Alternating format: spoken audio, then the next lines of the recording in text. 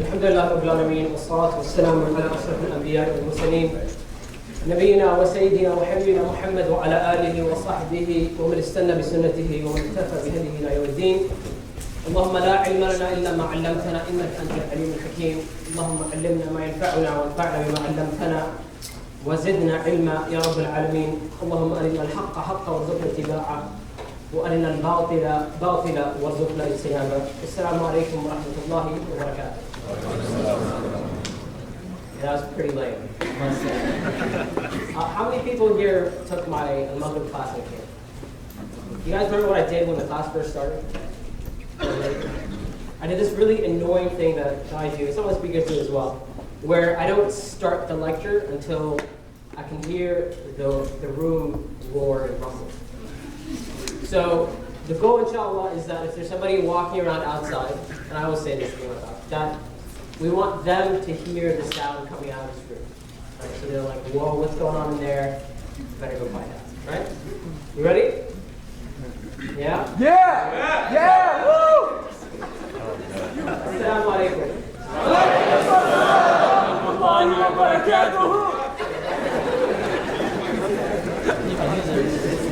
Alright, we're going to do this again. Like I said, it's annoying. A lot of people find it really, really annoying. But that's just my rule. You're going to have to deal with it. Until we can feel the room shake, we're not going to continue. Alright? You ready? Yeah? Assalamu alaikum.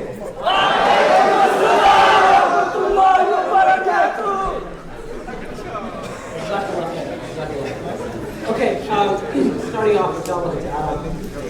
Now, first and foremost, I would like to thank everyone who helped put this together. George Mason, MSA. I think a lecture series like this, or speaking about these topics, it's about time that we did something like this. I remember, subhanAllah, if I go back to before I left for Medina, back when I started studying Islam, and I was actually new to Islam as well, it was unheard of that you would have an event like this, where somebody would say, you know what, everything else is great, all the other Islamic subjects are great, and that's fine, but let's take like these taboo topics and let's have like an open discussion about it. And let's admit the fact that just because we're Muslim, it doesn't make us immune to other problems or problems that exist in the society that we live in. Because the reality is that we are all part of this society, we all live in America as Americans. So a lot of the problems that this society has, it translates into Muslim culture or Muslim societies as well. And subhanAllah, if you take a look at an issue like pornography, this is an issue which it's not only, it's like a worldwide problem, it's a worldwide issue. It's not just Muslims in America, it's Muslims all over the world. Yeah.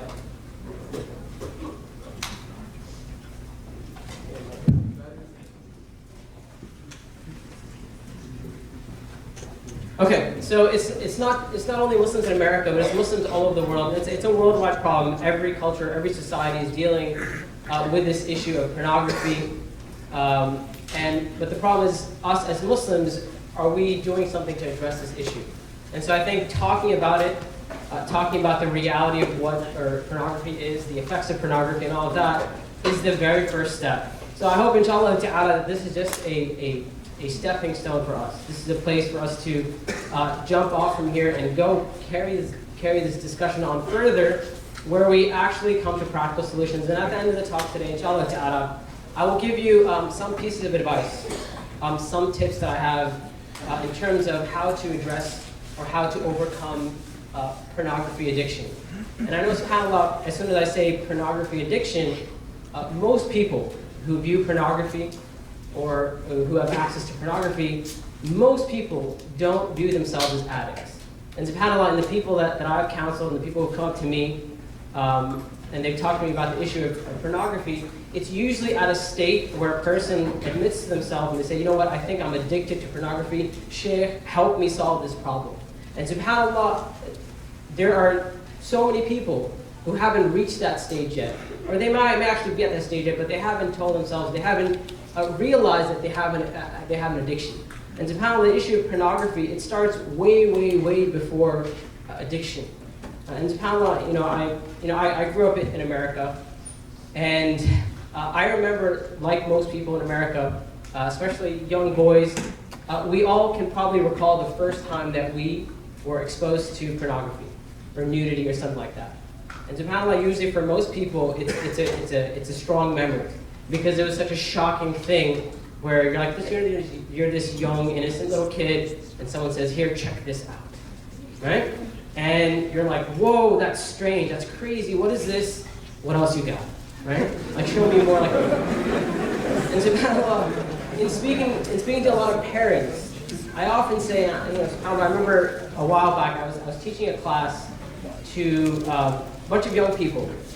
It was, I think, anywhere from 11 to 14-year-old boys and girls. And I was teaching this class, and we were talking about tafsir. And I started talking about some ayat in Surah Nur, and the ayat of zina, of adultery came up, and the punishment for adultery, and we discussed that issue. And subhanAllah, the very next day, I got a very angry email from one of the mothers of one of the young girls who was in the class. And she's like, I don't appreciate you talking to my child about zina, about adultery, and sex, and things like this. And I said, subhanAllah, first of all, I was very shocked that the mother would be offended by something like that. Number two, I actually felt really bad of how ignorant this child's mother actually was. Where this child thought that their 12-year-old daughter has no idea what sex is, and their 12-year-old daughter has no idea what zina and adultery and things like that are. And I thought to myself, I said, subhanAllah, and I said this to the mother as well, but I said, subhanAllah, if we don't talk about these issues, if we don't address these issues, they're going to be left to other people. And they're going to be left to people who aren't qualified or people who have skewed opinions or skewed perceptions about what this issue actually is. It's about even something like sex. I'm a proponent of Muslims talking to their children about sex before they ever are exposed to it in any other way. Because the first impression that you have, or the first thing that you hear about sex or sexuality, or the first impression you have about pornography, this and that is going to be very, very strong for you. And for a lot of kids, subhanAllah, that first impression, it doesn't come from their parents. It doesn't come from one of their teachers or something like that. It comes from their peers, right? And especially if you go to like a non-Muslim school or whatever, they hear things that are very detrimental. And subhanAllah, even in talking to, and I do get the chance every once in a while to counsel people in marital situations, people who are having marital problems. And a lot of the problems, subhanAllah, what I found in doing marriage counseling, a lot of the problems that I found is that a lot of problems are not what they seem. So, for example, a wife says to her husband, or she thinks about her husband that he doesn't care about me, and he doesn't put any effort into our relationship or whatever, and that's the surface level problem, but there are problems that have led up to that issue. And subhanAllah, some of the problems go back to something like pornography. And especially when it comes to couples counseling and things like that, men are very, very, very shy to admit that they view pornography.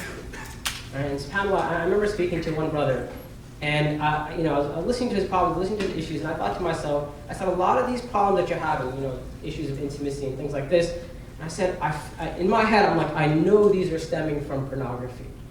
And I was waiting for him to I was like, okay, we're having an honest discussion here. We're trying to, solve the problem that you're having in your relationship, whatever. And I said to him, I said, listen, I was waiting for him to say something about pornography and say, you know what? Yeah, I have an issue with pornography. And he never said anything. At the end of this discussion, I spoke to him privately, and I said, listen, do you watch pornography? And he goes, no, I don't. And I said, come on, listen, just be honest with me. I said, listen, if you want me to help you with your problems, if you want me to help you solve these issues that you're having in your relationship, I need to know these things. And he goes, and then eventually, after I pushed him, he goes, yeah, not really, like sometimes, like every once in a while. But I'm not like a porn addict or something, right? And I thought to myself, I said, SubhanAllah, you don't know if you're a porn addict. Most people who are leading a life where they will end up in addiction, on that path, they don't realize the path that they're on, right? They're in a state of denial. And subhanAllah, I really had to push this brother, and it came out, by the end of our discussion, it came out that he views pornography at least 2 to 3 times a week, right?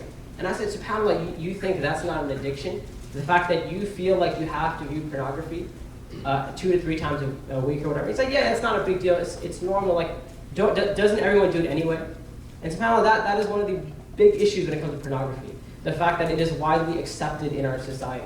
The fact that, obviously, as we know, it's something which is legal, right? And so, we tend to look at this issue and think of it not as something which is not such a big deal. And it's only now, subhanAllah, alhamdulillah, this is happening, but it's only now that Muslims and non-Muslims, especially non-Muslims, when they go back to the research and they're doing studies and tests and things like this, now they're beginning to realize all the problems that come from a society where pornography is rampant. And subhanAllah, just to start off, I have some facts and figures here for you.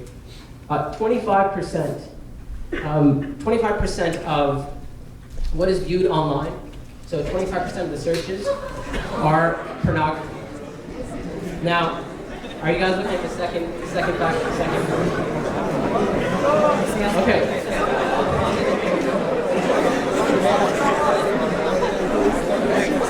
In 2010, they did a study and they collected the data for the top 10 countries that view and search for pornography. And this is what they found. Out of the top 10 countries, 6 of them were Muslim countries. And out of the top 8 countries, actually, if you take out the last 2, the top 8, 6 of the 8 are Muslim countries. Right? And if you actually think about, subhanAllah, the fact that if you think about, let's be real here, most Muslim countries are not doing that well financially and so on and so forth. A lot of people in Muslim countries don't even have access to the internet, right? Compared to the West, compared to countries that are more well off. How many people must be viewing pornography that even though they're a small, how much pornography had to be viewed for them to jump up to like the number 1, number 2, or number 5, 6, or that level? Right? And subhanAllah, I don't know if anyone's actually read this study, but the details of the study are more scary than what's here. The details of the study say that Muslim countries lead in the most perverse terms when it comes to searching for pornographic terms or pornographic searches.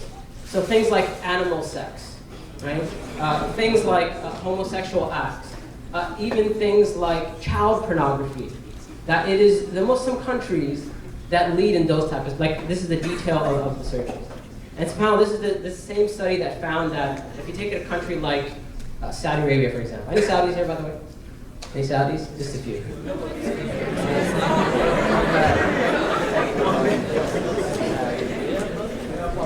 Okay, I spent about 7 years in Saudi Arabia, in Medina, alhamdulillah. And like every society, they have their good and bad. And I know how a lot of people, they tend to take 2 views when it comes to Saudi Arabia. They either think Saudi Arabia is like the devil, right? Or they think everything that happens in Saudi Arabia is perfect. And neither of that is true. And obviously that's a very extreme view when it comes to not only Saudi Arabia, but any type of country. Right? They have their goods and they have their bads, like every single society. But one of the evils that they have, and one of the problems that they have, is when it comes to, so in this study they found that 70% of the images that were exchanged on cell phones were pornography in Saudi Arabia. 70%. So basically, here's what that looks like. If you take 10 people and you line them up, 7 of them are sharing pornography with other people. So there's only 3 people who are not sharing pornography. And subhanAllah, even more scary than that, and I know subhanAllah, the brother spoke about Arabic and how Arabic is a sacred language for us as Muslims. Arabic is the language of the Quran. Arabic is the language of the people of Jannah. Arabic is the language by which the wahi, the revelation, was preserved for us. Arabic as a language itself is a miracle.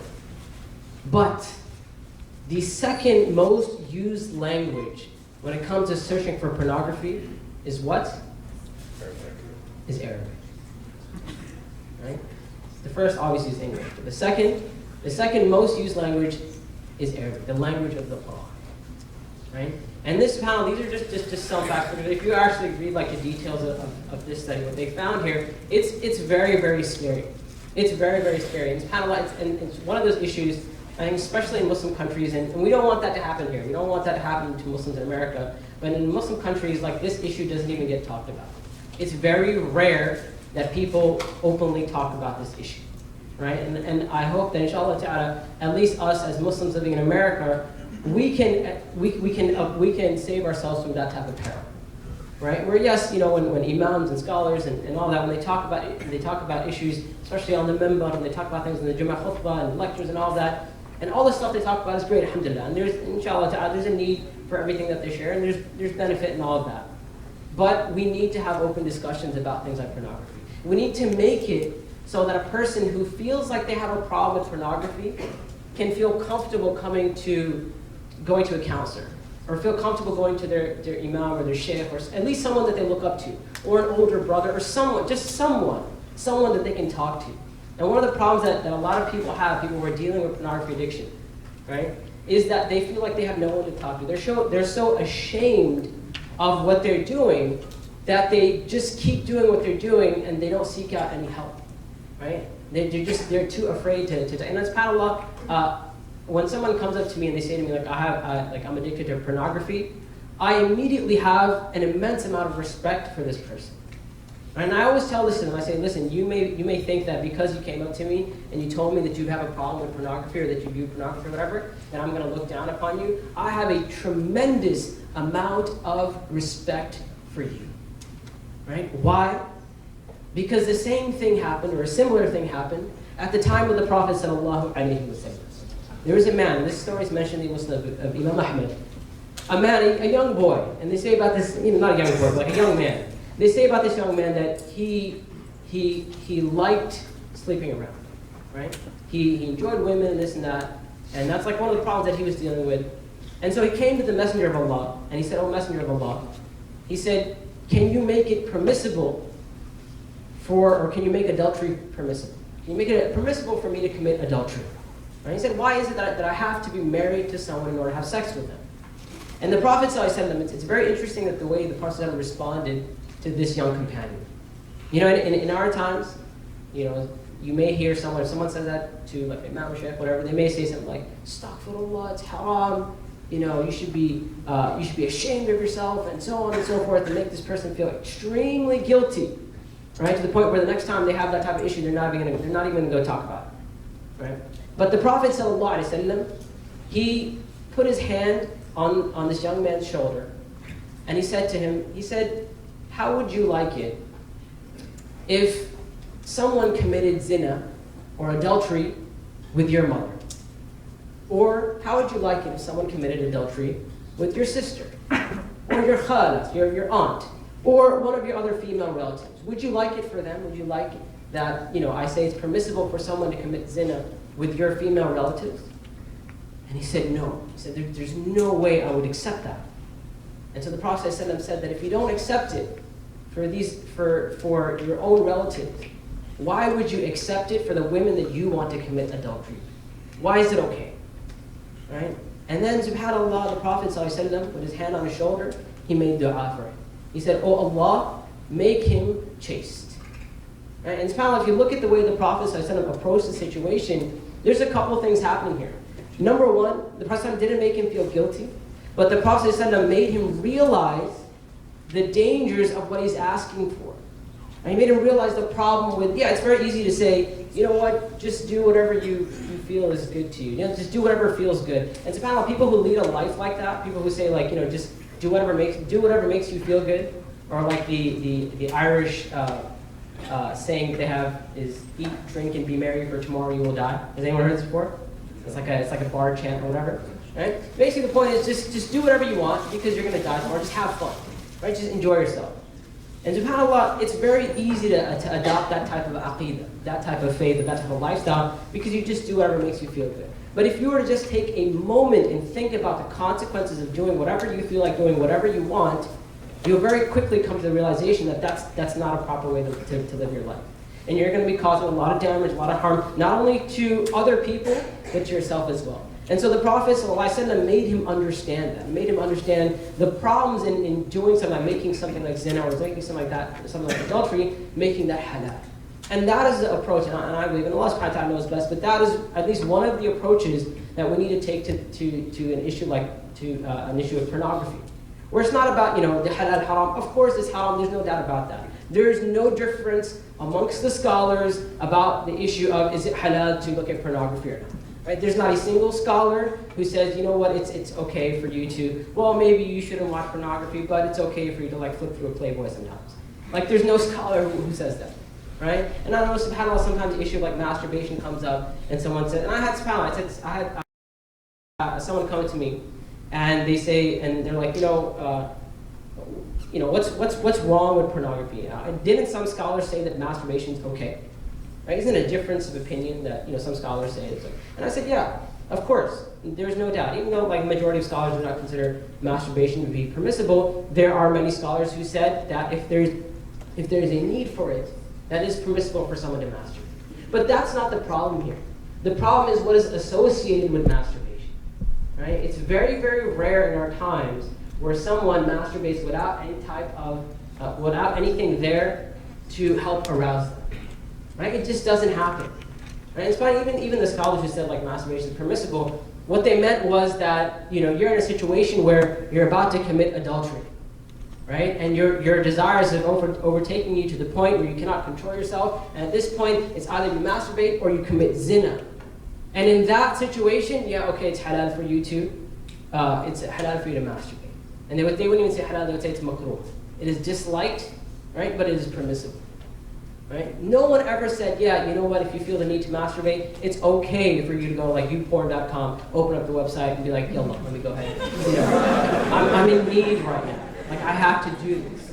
The scholar said, in a time of need, I have to do this, so this is a time of need. Right? So that's not an issue here. And like I said, the issue of halal, haram, I think almost anyone, if you were to ask yourself, as Prophet said, if you were to ask yourself, right, ask your heart, there's no issue here. Everyone understands that watching pornography is something which is not permissible in Islam. But the issue here is that putting it in context of, or putting pornography in context. Us understanding the harms and the dangers of pornography. And subhanAllah, if you were to actually do some research and look into the harms of pornography or how pornography affects us, there is so much data out there. Even if subhanAllah, when we were preparing for this talk, I was overwhelmed with the amount of data that is out there, the amount of studies, the amount of research that is done. I guess a lot of people are concerned about pornography and masturbating and stuff, right? So a lot of research has gone into this. But it's out there, right? SubhanAllah, even the issue of how viewing pornography affects the brain. Like neurologists have studied the brain to see what happens in the brain when a person views pornography. And what they found is that just like when it comes to drugs and things like that, you got the last slide. Yeah.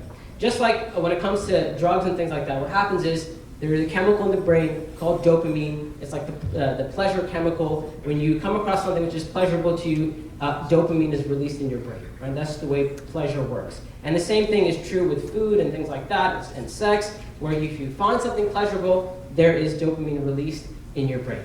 Now, when it comes to things like drugs, and especially drugs like cocaine, when you take cocaine, when you use cocaine, the dopamine, there's an excess of, there's a surge of dopamine in your brain, right? And this is why you feel this immense amount of pleasure when you take that certain drug. And they found that the very similar thing happens when it comes to pornography. And they sat some people down, they hooked up some wires to their head, they said, here, yallah, go watch some porn, you want to study your brain, right? And what they found is that there was a surge in dopamine. And this is why they found that, like drugs, pornography can very, very quickly become addictive. Very, very quickly can become addictive because the same thing's happening. Just like with certain drugs, it's very quick to fall into an addiction when it comes to a drug. Even a person who says, I'm not going to I'll be okay, whatever, even that type of person can very quickly become addicted to that type of drug.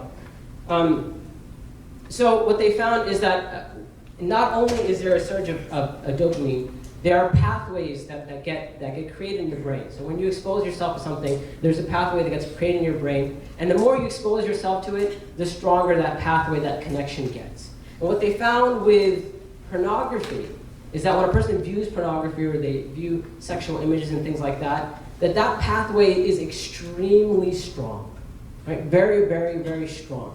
And the panel, and even the issue with pornography is that it's not even an issue of, like, if you view it, and some people say, like, if you view pornography a lot, that's when you become addicted. What they found is that even if you view pornography just once, there's a pathway that gets created in your brain, and that in your brain, like, what happens is that image is so strong for that individual that it keeps repeating itself in their head. Right? And this is why if you ever looked at pornography and you said, I'm never going to look at that again, it may be like a day later, 2 days later, 3 days later, 4 days later, that image may still be playing in your head. And this is why when I said, if you think about the first time you were exposed to pornography, I'm sure most people, I'm not going to ask you to tell me, but if I were to ask you and say, can you remember what that image was, or what was happening in that image, you can probably remember. All right? And that shows you how strong that connection was when the person was exposed to that pornography. Just like other addictions. So, like I said, it can very quickly become an addiction. Just like other addictions, they have certain characteristics. So, number one, a higher tolerance and desensitization. So this is something that we see happen in other drugs, and we see it happen with pornography as well. That the more you expose yourself to it, the more you need to feel satisfied. Right? And it's not only that, it actually escalates. So the more you watch pornography, the more you need to watch. And what they found is it's not just an issue of quantity, it's actually an issue of the type of pornography as well. So if you watch like a certain type of pornography, let's say a person, it's possible someone starts off with something like softcore porn, right? They watch something like that, the next time they're gonna need something a little bit more exciting, something a little bit more extreme. And then the next time they watch it, they're gonna need something even more extreme, and so on and so forth. Because what's happening is that our brain, because of that surge of dopamine, we need to feel that same high, we need something else, something novel, right? And this is why, the scientists who study the issue of pornography, they said it's not just about the nudity, it's about the novelty of pornography. The fact that a person can log onto the internet, and it's not just they're watching one woman do one thing, they can watch multiple different women doing multiple different things, and this and that, and because of that novelty, you need that to feel that same pleasure. And and I have a couple of these studies here, if you go to the next slide. They did a study in Australia, where once again, they got a bunch of men together, and they showed them pornographic images, right? But they only showed them one image. It was like an image of one woman who was nude, or she was involved in some type of pornographic scene or something like that. And they showed it to the men over and over again. What they found is that their arousal, it kept getting lower and lower with the same image. But this point here, where there was a spike, they found this spike when they changed the image.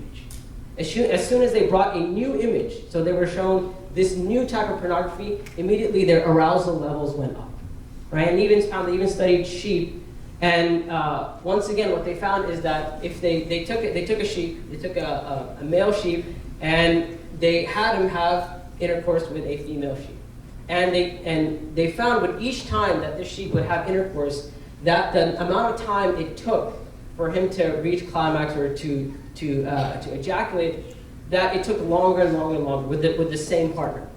But in the second graph here, in the second part of the graph, when they introduced different types of sheep, or they introduced sheep it was a different sheep, it wasn't the same, even though all sheep probably look the same to us, to that sheep, he was like, this is a different sheep, right?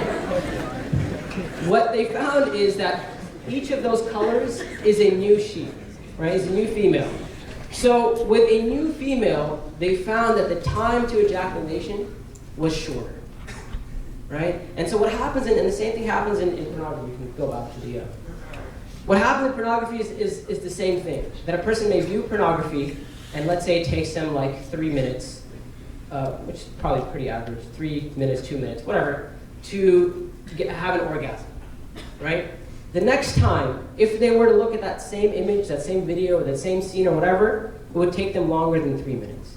However, if they're able to bring new images and new videos and new things, then they're able to reach their climax in the same short amount of time that they were to before.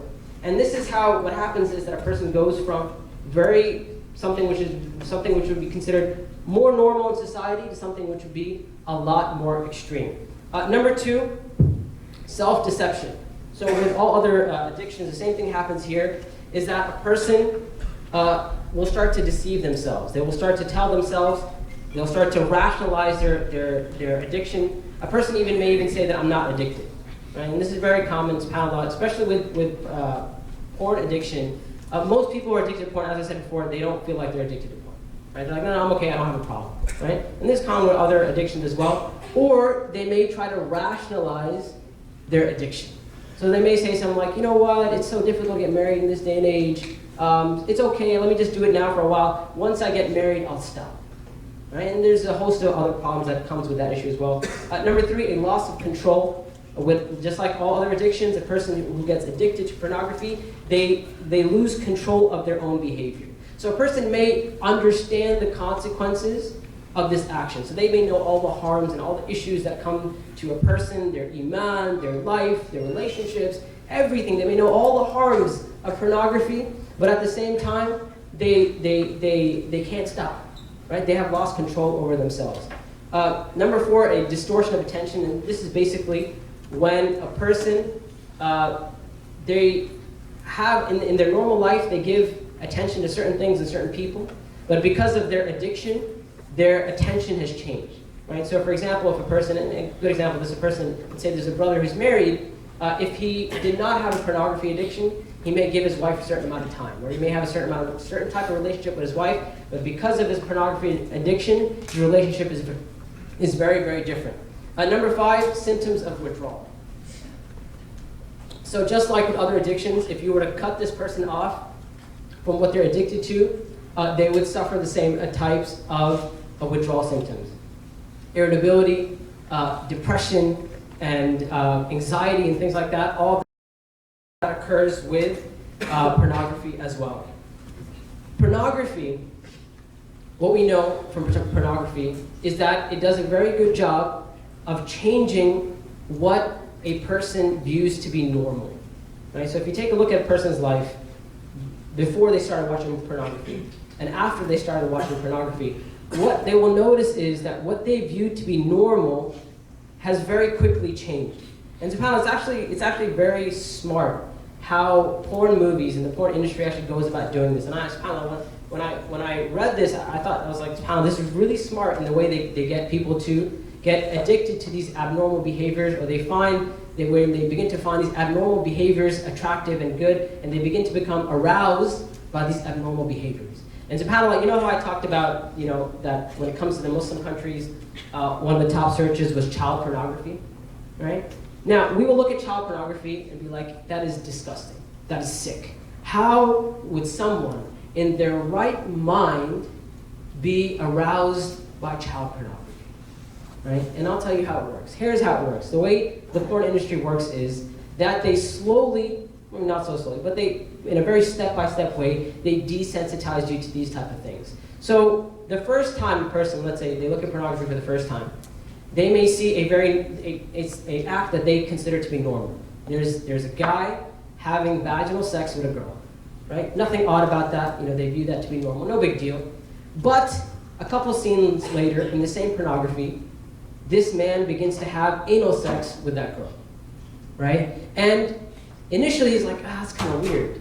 But then he notices that he was aroused to begin with, and now he begins to find that arousing as well, right? And then it goes further, and other things are performed. You introduce other partners and this and that, and it can even lead to things like, we know the amount of craziness that's out there, but humiliation, beating, there's rape porn, child pornography and things like that. And subhanAllah, if you were to take this person and the first time you showed them pornography, you showed them something like that, they'd be like, that's disgusting. But the fact that it was gradual, they took something that they found to be normal and they attached something abnormal to that, now they're in a situation where they find that to be normal. And this is very, very common. So a person, they find themselves in a situation, and I know subhanAllah, I was speaking to this one brother, and he said to me, after I'm done masturbating, he said, I'm disgusted at myself, and he said, I'm disgusted at what I was looking at. Right? He's like, I find it to be disgusting. And he's like, I don't understand why, before I had an orgasm, that I didn't find it to be disgusting. It was turning me on, right? And the problem here is that once again, the person was desensitized. And not only were they desensitized, they felt like they needed that in order to be turned on. What they found as well regarding pornography is that when it comes to relationships, it's very detrimental to a person's sex life. One of the biggest issues is expectations that a spouse will have, someone will have from their spouse. When a person watches pornography, or they get addicted to pornography, or they're exposed to pornography, they begin to view certain things, not only, as I said, not only as normal, but also something that they need to be aroused, right? So they need this certain action to be aroused, and they may even turn to their spouse and go to their spouse and say, you know what, let's try this, something which is different, right? And it may work for a while, right? It may, for the first time they have sex, or the second time, whatever, it may work for about a while, but eventually, what they'll find is that they're not aroused in the same way that they were aroused when they were looking at pornography, right? It's not the same. And just the fact that this person's having sex with a single partner, right? So for example, there's a guy who watches pornography or whatever, and his wife does, right, everything that this certain porn star does in that porn video, right? Does everything. But the fact that she is one person and she's not multiple partners, that may be enough for him to not be aroused by her, not be turned on. And subhanAllah, not only that, we have an issue now of ED. You guys know what ED is? Erectile dysfunction. Basically, if you don't know what that is, that's basically when a guy can't get it up, right? And in the past, what they found is that people who got erectile dysfunction, it was the older generation. It's when a person got old, and because of physical problems, because of their age and so on and so forth, they could not hold an erection, right? And they never found, it was very rare that someone under the age of like 40 or 45 who would have erectile dysfunction. Now, in our times, they find that a lot of young people, when I say young, I don't mean like 30s, I mean like 20s, and even in their teens, there are people in their teens who can't get it up, right? And the issue here is this is not a physical problem. You know, you can't treat it with drugs and things like that. It's a psychological problem. It's how they have desensitized themselves to these, how they've desensitized themselves, and they need these perverted or these really extreme type of images to be turned on. Right? And one of the examples that I've heard about this is that if you were to imagine that someone who stands up and they're next to like a fire, like someone turns on the fire alarm, and they're right next to the place where the sound of the fire alarm is coming out, right? And it's super, so if you've ever been in a situation where there's a fire alarm going off, it's super loud, right? Extremely loud. And this person covers their ears, right? Because it's too loud for them. Now, while this person has their ears covered, if you were to walk up to this person and try to have a conversation with them, they'd be like, I have no idea what you're talking about, right? They can't hear you, right? The same thing, it's an analogy with pornography as well, where a person has brought themselves to a level where they have numbed their senses and they've numbed their arousal, where they need a certain level of a certain type of images, a certain extreme of images before they can be aroused. Right? And that causes a person to have erectile dysfunction. Also the fact that a person, as we said, neurologically, it actually alters pathways in the brain. Right? So a person, what they find, like the way they get off, with the way they're used to getting off, because they do it so often, is that they sit by themselves in front of a computer screen or whatever, and they will have like 20 tabs open, and they're going from video to video to video, or whatever, and different sites and all that, and they're looking at 10 different types of pornography, and they get off that way. Right? And that's how you have trained your brain to be aroused. And you take that person, you put them in a situation where they're having sex with a real woman, for example, they cannot perform. Right? And they'll go to a doctor and be like, I think I have erectile dysfunction, do you have any drugs? Give me some Viagra or something like that. Viagra is not going to solve anything in this situation. Right? Because the issue is that the porn that they have exposed themselves to. Also, what we're finding now is that porn is linked to a lot of psychological illnesses. And subhanAllah, it's very interesting how now what they're finding is that there's people who have different psychological illnesses, depression, anxiety, even obsessive compulsive disorder, and many other problems. For the longest time, psychologists and psychiatrists, they were treating the problem, right? Where somebody would be like, I'm having depression, so they'd give them, like, I don't know, Zoloft or whatever they prescribe for prescription, for depression, right? And what they find now is that a lot of these psychiatrists, they're just trying to solve the symptoms. Because all of these things that are happening are a symptom of their use of pornography, or the fact that they have viewed pornography so much.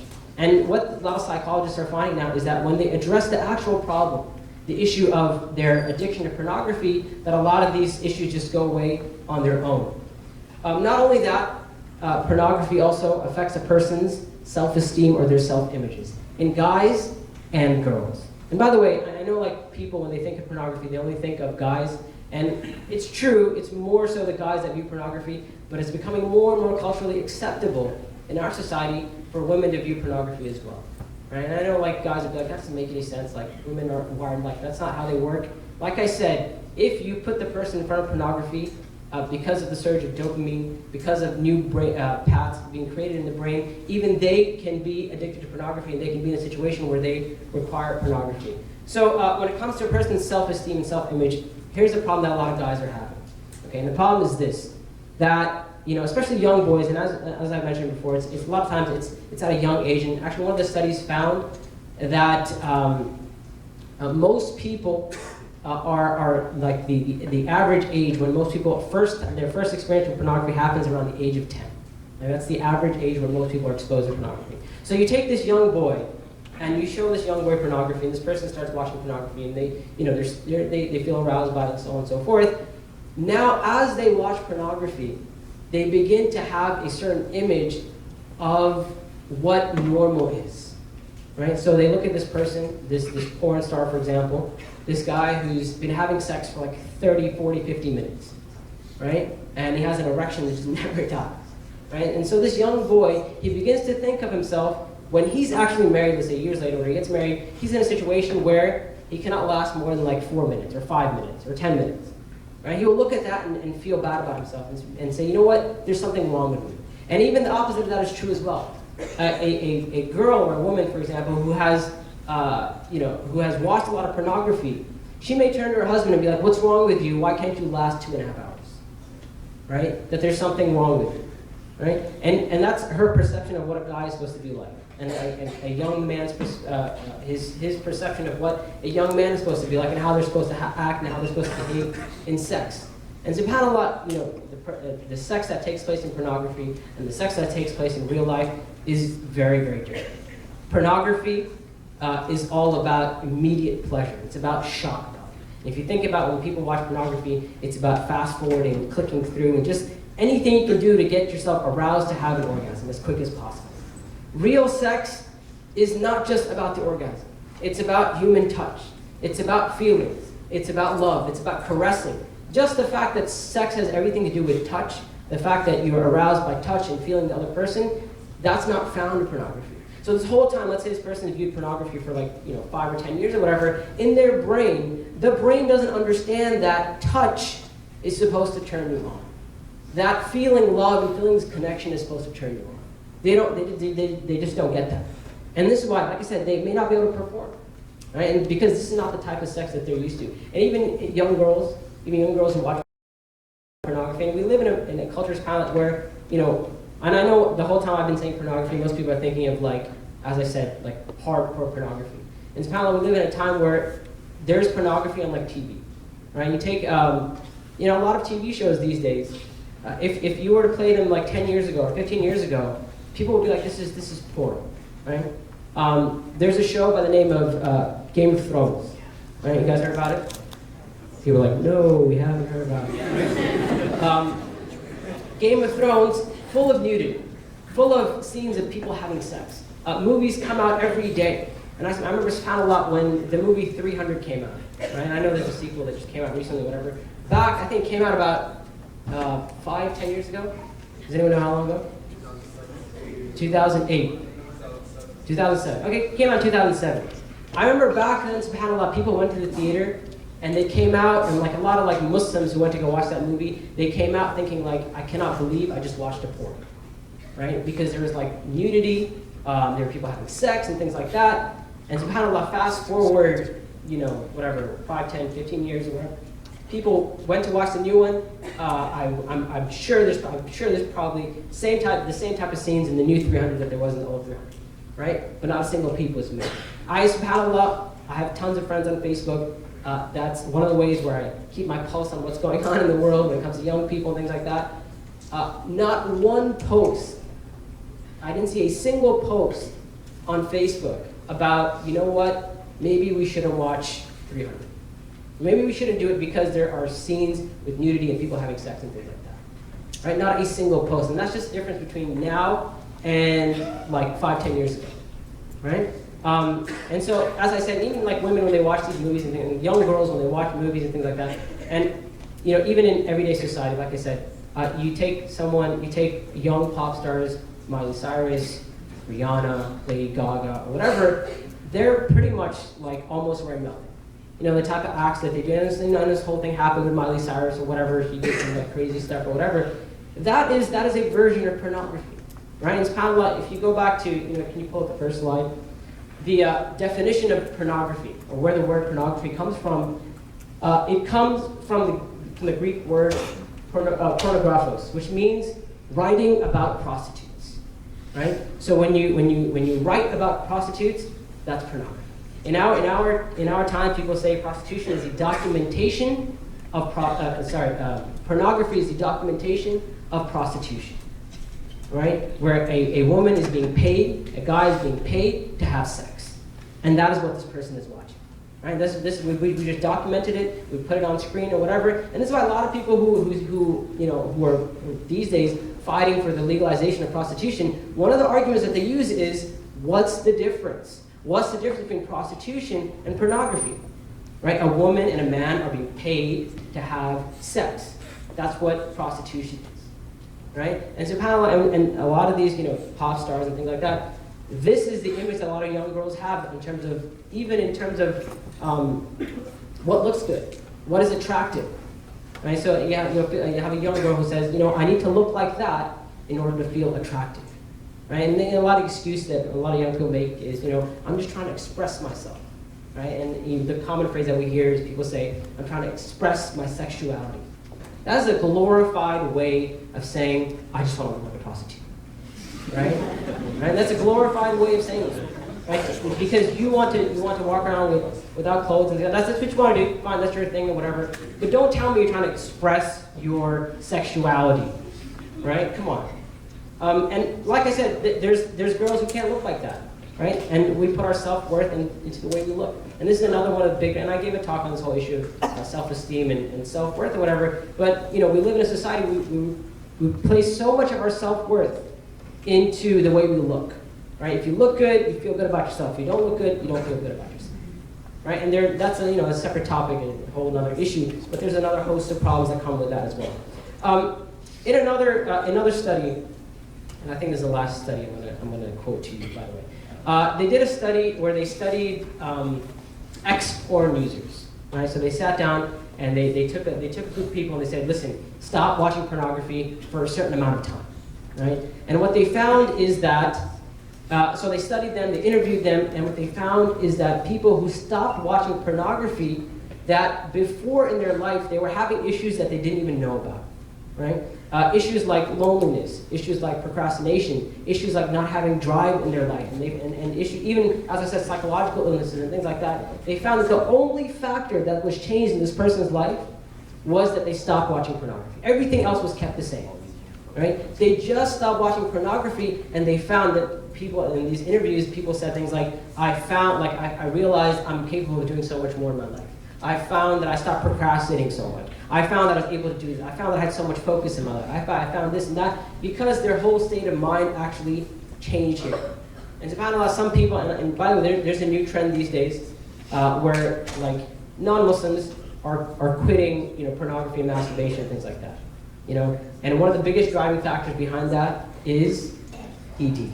Right? A lot of guys are afraid, and this is good reason. Right? All the other problems that we mentioned, the psychological problems and problems in relationships and all that, put that aside, just the fact that you may not be able to get it up one day, you know, for a lot of people it is enough, right? But that's at least one of the things that is causing people to stop. Now, I wanted to end, inshallah ta'ala, with some tips or how to overcome pornography addiction. Like I said, I don't want people to look at this and to think of someone else and say, you know what, I don't have a pornography addiction. It's not me, it's someone else.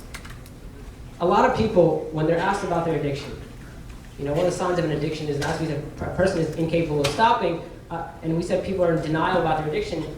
They will often say something like, you know, if I wanted to, I could quit at any time, right? Or once I get married, I will stop, right? And the obvious thing we say to them is, okay, if you feel like you can stop whenever you want, then stop now.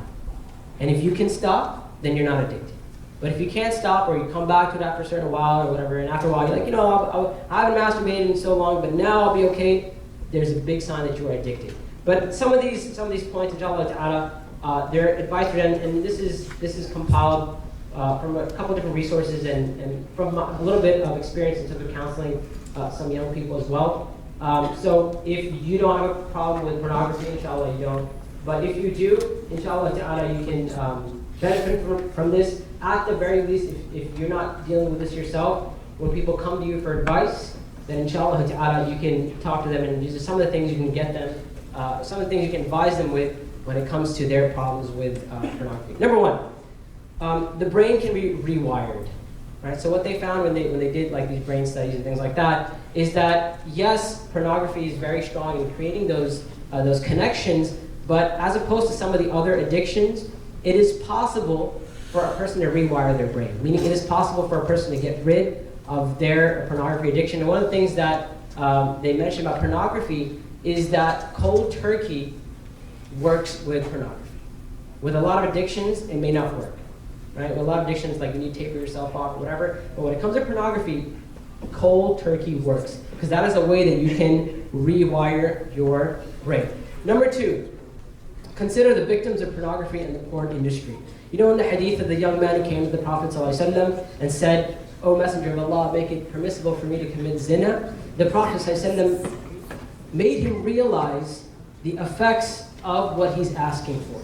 All right, and likewise, we as Muslims, it's about us, it's about our relationships, but also we need to look beyond ourselves. We need to look at what we are contributing to when we watch porn. And I know somebody, you know, and one brother said to me, they said, you know, I don't pay for porn, so I'm good, right? I just watch free stuff. SubhanAllah, whether you're paying for it or not, you're still contributing to keeping the porn industry going. The way things work is supply and demand.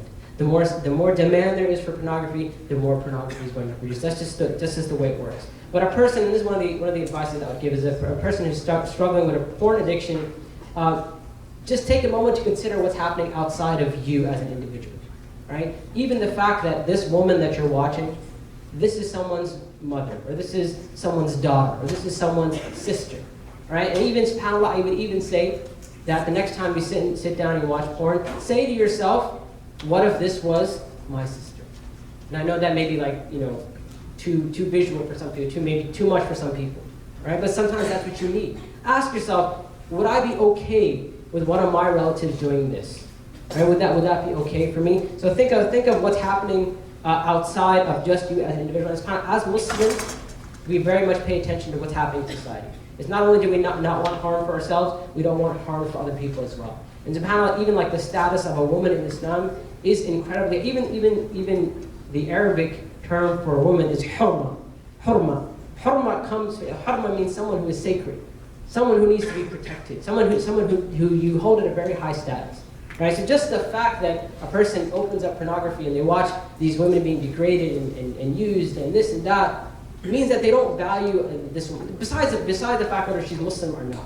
Right? Besides that, the fact that she's a woman, right, means that when you do that, think about it and be like, listen, I'm actually helping degrade this woman. I'm agreeing with what she's doing, and I'm helping her do what she is doing. It's very easy to, and one of the things that happens is subhanAllah, and this is one of the tricks of Shaitan, by the way, is that he will cause us to look at our sins and try to rationalize them, and you know, especially when it comes to pornography, people tend to objectify the women that are in pornography, for example, or even guys as well. But a person may view pornography and look at this individual as just someone who's one-dimensional, like almost like it's a fictional character and it's like an animation. This person isn't real, right? That they're just there to provide you with some type of arousal, right? That's their only job. That's what they're there for.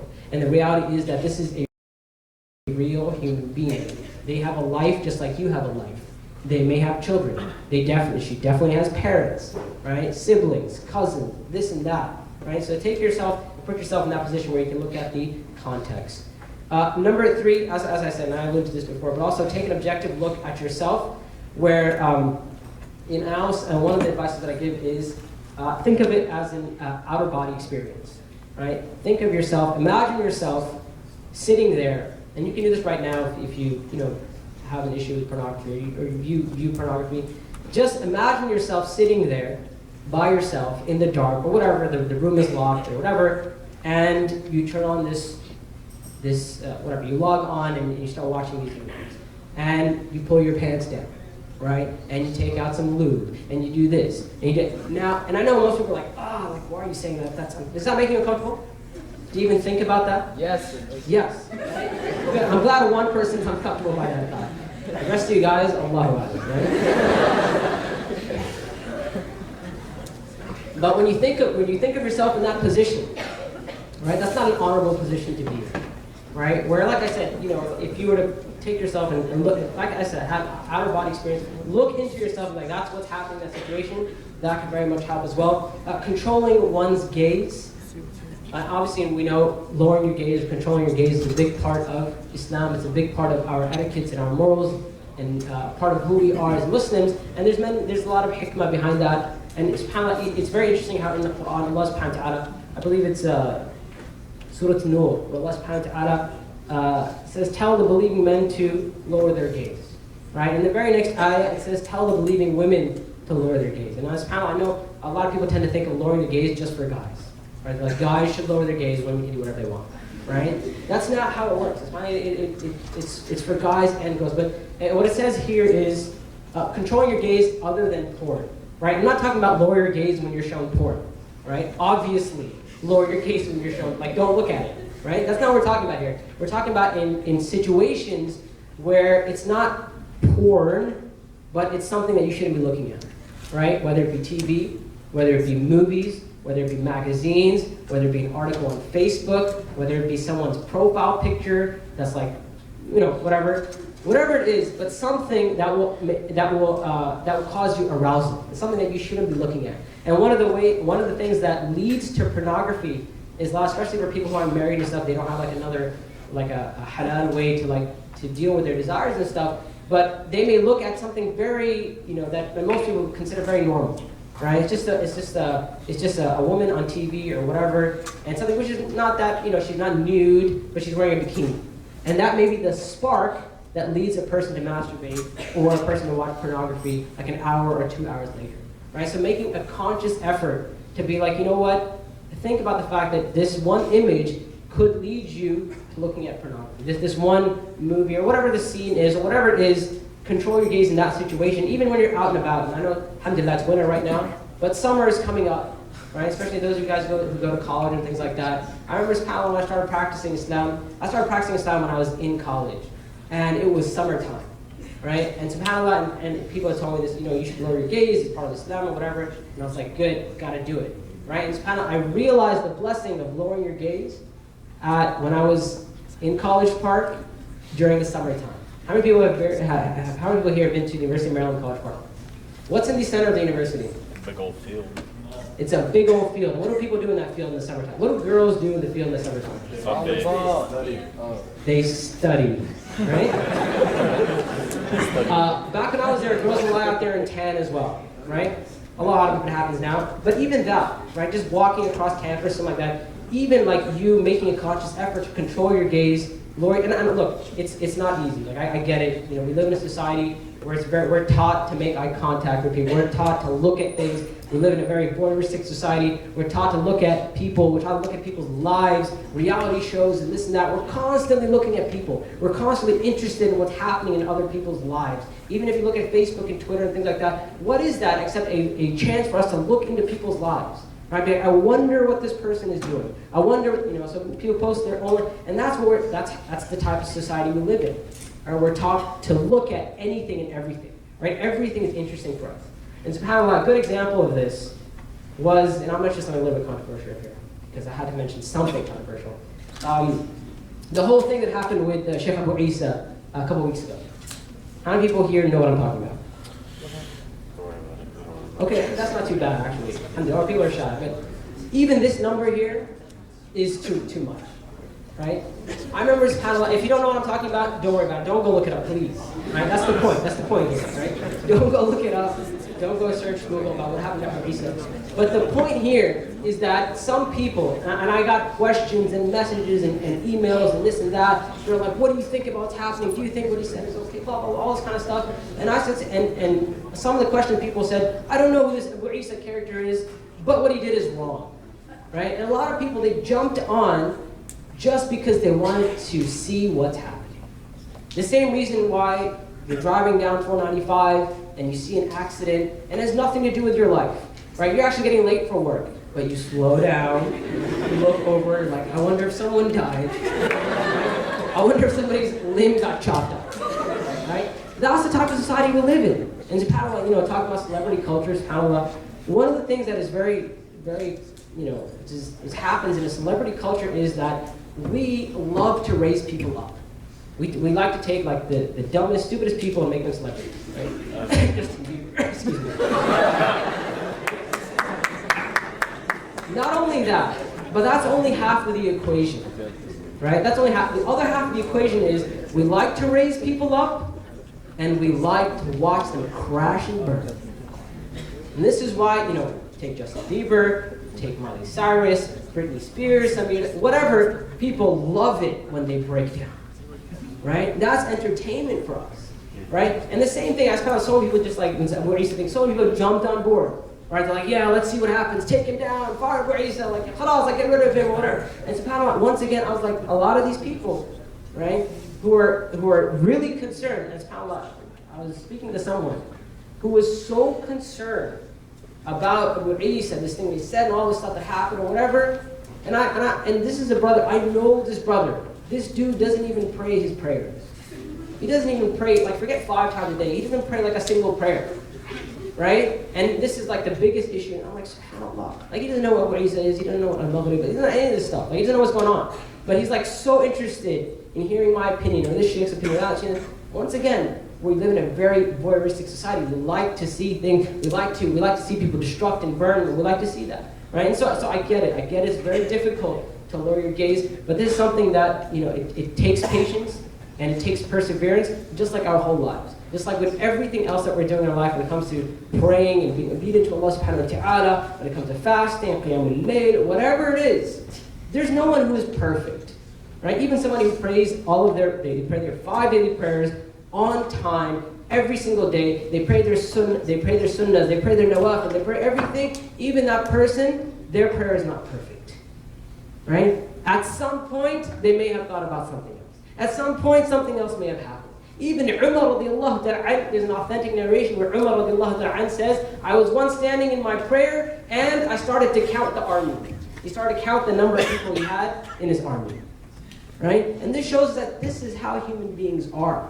Right? We're not perfect, but we are taught to. And this is why, by the way, one of the reasons, the hikmah is about of saying astaghfirullah, astaghfirullah, astaghfirullah after you finish praying, is to ask Allah to forgive you for the shortcomings that you had in your prayer, because everyone has shortcomings, right? But just like you view your other actions, you view your ibadat and all that kind of stuff, the same type of approach should be taken to lowering your gaze. It's very easy, and this is one of Shaitan's tricks, is to come to you and say, you can never do it. It's not going to happen. You know, it starts with this trick of shaitan. It starts with people's iman. You will come to somebody who's not practicing Muslim, not a religious Muslim, and say, you can never do it. You're just a bad person. You can never become a religious Muslim. You can never become I know I'm over time. He'll say, shaitan will come to this person and say, you know, you can never do it. You're not good enough to become a good Muslim. And shaitan will say, you know, why even bother praying when you commit this sin or that sin, whatever. Right? But even when it comes down to the individual sins, shaitan will come to you and say to you, don't even bother, because you're never going to do it. Right? And even when it comes to pornography, subhanAllah, don't let shaitan get you to lose hope. Every time you come back to pornography, make tawbah again. Seek repentance and make the intention to get rid of this problem. What point is that? Number 4. Okay, I need to rush through some of these prayers. Identify the emptiness that you are trying to fill with porn. One of the things that they have found, a lot of counselors, they say that when people turn to something like pornography, and even other addictions, whether it's drugs or this or whatever it is, that usually there's something missing in their life, there's an emptiness in their life that they're trying to fill, and this is why they turn to things like this, right? So once again, be introspective, and if you can't do it yourself, I would actually even say get counseling. Go speak to a counselor, go speak to a psychiatrist, talk about your life, talk about your problems, talk about your issues. They may help you identify the emptiness or the holes that are in your life that you are trying to fill with pornography. Number 6, identify patterns in your life.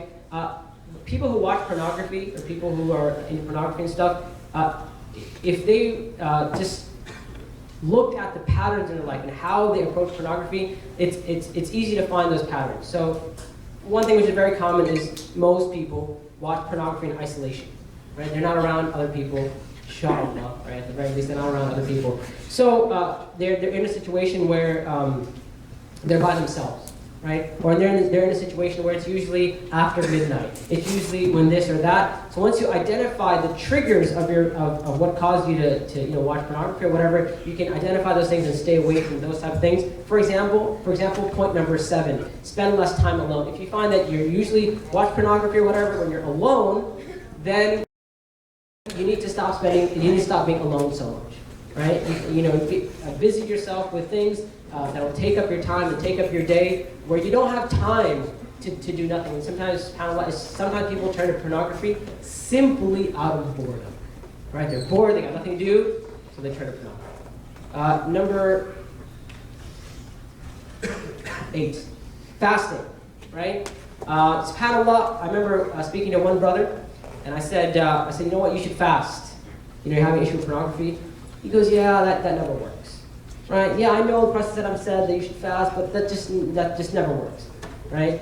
There's no scientific proof for that or anything like that. And SubhanAllah, and I say, SubhanAllah, the fact that the Prophet sallallahu alaihi wasallam advised that, Prophet, as we know the hadith, I believe it's in Sahih Bukhari, the Prophet said, whoever amongst you is able to get married, so they should get married. And if they're not able to get married, then what should they do? They should fast, right? And now, subhanAllah, studies are showing that a decrease in calories leads to a decrease in libido, right? So when you're hungry, or when you there's less food in your body, and there's less of that, it also kills your sex drive, right? So if a person is in a position where they're addicted to pornography, or they feel like they must turn to pornography, I'm not saying that's the solution, but I'm saying that's in all the stuff that I'm mentioning here. It's not that all these points are not individually the solution. They could be, but that's not what I'm saying here. It's definitely something that very much helps, right? It very much helps. There's also, this is a separate topic, but there's also a very strong link. There's a lot that overeating and obesity has in common with pornography and pornography addiction, right? We talked about an increase of dopamine in the brain when people overeat and things like that. It's very similar to releasing dopamine in their brain. And this is why, subhanAllah, just like, so many people are addicted to pornography, likewise, so many people are fat, right? 4 out of 5 Americans are overweight. They're obese. And subhanAllah, I live in Saudi Arabia, and I know I pick on Saudi Arabia a lot. It's because I live there. I got to see, like, the inner workings of Saudi and stuff. But subhanAllah, I noticed even in Saudi Arabia, now you see that problem. More and more people are becoming overweight. Food is like a big industry there now. I was in a taxi once in Medina, and the taxi driver, he's talking to me. He's like, "Where are you from?" This and that, and all that kind of stuff. And we were talking about something, and then he said, my whole family, they run restaurants. He said, I'm the only one who drives a taxi. And I'm like, oh, really? He goes, yeah. He goes, they say in Saudi Arabia that if there's one business that will never fail, it's a restaurant, because people love to eat, right? And subhanAllah, we see the same thing. Just like we give into we give into our desires when it comes to pornography and these images and over-sexualized images and things like that, nudity and all that kind of stuff. Likewise, this person is also, they will be likely to give into their desires when it comes to eating and stuff like that. And by the way, if a person is able to control themselves when it comes to their eating, and they're able to calm their desires, this is actually a good sign, right? This means that inshallah ta'ala, the fact that you're able to do that means inshallah ta'ala that you'll also be able to deal with your porn addiction. Number 9, openly and freely address the problem, attack it head on. This is something which I think needs to be like a community effort. We need to make it so that people who are dealing with like a porn addiction or people who are addicted to pornography and all that, that they feel comfortable to address this problem head on, right? That they feel comfortable talking. It doesn't have to be an imam, it doesn't have to be a sheikh, it can even be like one of you. The fact that you attended this talk tonight, you probably know more about the issue of pornography than the average person out there, right? And you have some solutions to the issue of pornography. Even you can advise someone and be like, you know what, pornography is dangerous because that harms you, harms your brain, harms your relationships. You probably won't be able to get it up, right? And here are some solutions, right? But the fact that we need to make it so that the Muslim community is a place where people are comfortable talking about these problems. They're comfortable talking about these issues. Number 10, porn is not an option. Well, this is one of the things that I often tell people. Someone who's dealing with a porn addiction, I tell them you have to get into a mindset where you tell yourself that I will never watch porn again. You need to be okay with that type of lifestyle. Right? Sometimes people quit porn, they're like, yeah, I'll quit, but in the back of their mind, or on a subconscious level, they're like, yeah, but eventually I'll go back to porn. Right? You need to make it so that pornography is not an option. Right? We talked about cold turkey and things like that, and studies have shown that cold turkey works. When it comes to pornography, cold turkey works. Lastly, and this shouldn't be lastly, this should be number 1, but seeking Allah subhanahu wa ta'ala's help. Constantly being in a state of relying upon Allah subhanahu wa ta'ala, making dua to Allah subhanahu wa ta'ala. And one of the best things that we can do is to fix or improve our relationship with Allah subhanahu wa ta'ala. The time that you're spending improving your relationship with Allah subhanahu wa ta'ala is doing 2 things. Number 1, you're using your time in a better way. You have less time to do haram things. Number 2, you're putting barakah into your life. And you have the blessings of Allah subhanahu wa ta'ala being there to help you and support you get over this problem. This is not just pornography, this is any problem, obviously, right? But increasing your relationship, and this is why one of the first pieces of advice that I give to people who are dealing with pornography or whatever, I say to them, how is your relationship with Allah subhanahu wa ta'ala? Is there a single moment in your day where you call out to your Lord? And I know SubhanAllah, people sometimes pray and they do everything, but that question right there, and SubhanAllah, we tend to look at prayer as just like something you have to do. A prayer, or a salah, namaz, whatever you want to call it, it's a chance for you to speak to Allah subhanahu wa ta'ala. It's a chance for you to ask of Allah subhanahu wa ta'ala. It's a spiritual moment, right? So ask yourself that question, like, what type of relationship do I have with Allah subhanahu wa ta'ala? Is there at least a minute of your day? And SubhanAllah, today, as I was leaving to come here for this talk, right before Maghrib, I got a text message from someone saying it's the hour before Maghrib, make dua. Right? Somebody asked me, one of the times where dua is more accepted is the last hour of Friday, or the hour before Maghrib. Right?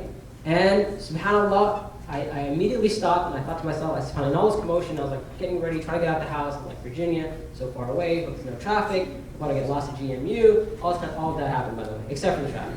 Definitely got lost, right? But I was like, SubhanAllah, like, if I'm not trusting in Allah subhanahu wa ta'ala for me to get there, if I'm not asking Allah's help for all the things that I'm planning to do in my life, like, that makes no sense. Right? So for a moment, and just Allah khair, brother said it, right? But for that moment, I paused, like everything, just my whole perspective on what I was doing in that moment just changed.